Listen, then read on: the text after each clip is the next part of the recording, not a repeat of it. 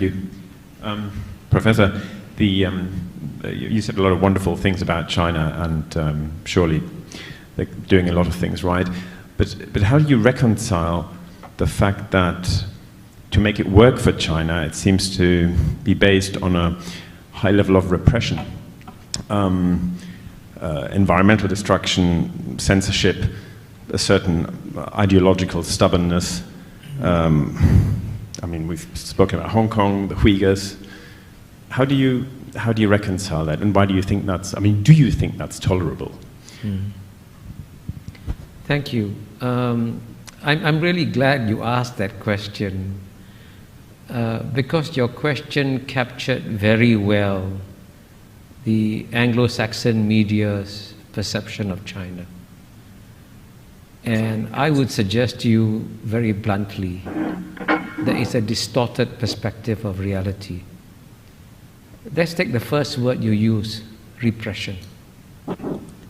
If the Communist Party of China only relied on repression to stay in power, it would not create the most dynamic economy in the world, right?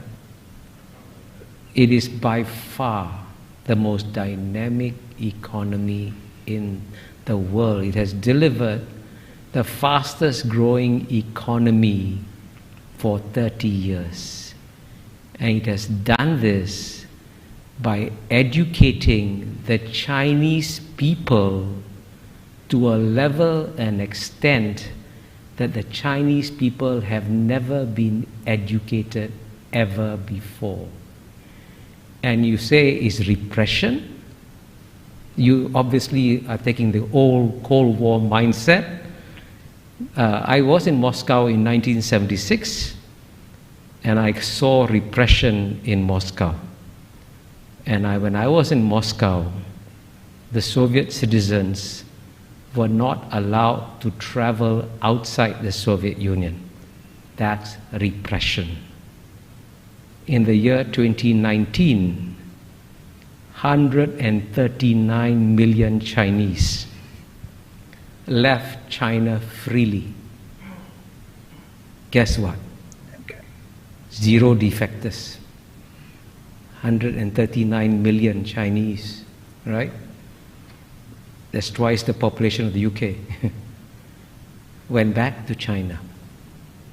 So all your description, when you say environmental degradation, China's climate change policies are far more responsible than those of the United States, which has not once, but twice withdrawn from global environmental protocols. Kyoto Protocol, the Bush administration left 8 years. Paris Accords, Trump administration left 4 years. And you know what? The reason why we're having climate change today is not because of new flows of greenhouse gas emissions from China and India. It's because of what the Western countries have put in the atmosphere since the Western Industrial Revolution. Get the data. The single largest contributor, cumulatively, right, is number 1, United States, number 2, Europe, number 3, China. Right? And the West wants China to pay an economic price for the current flows, but the West doesn't want to pay an economic price for what it put in the atmosphere. You want to deprive the Indians of electricity when the United States could just, by the way, if the United States could impose $1 a gallon tax, that would save the world. Cut down gasoline consumption, raise money for investment in green technology. Simple solutions. And by contrast, the largest reforestation program in the world is carried out by China. It has already reforested an area the size of Belgium or bigger, right? So all your descriptions capture the natural distortions of China that you get in the Anglo-Saxon media, which violate the rules of the Enlightenment, which say that you must be rational, calm, and objective. especially in understanding your adversary. And if the Chinese were as stupid and as incompetent as you describe them to be, don't worry about them.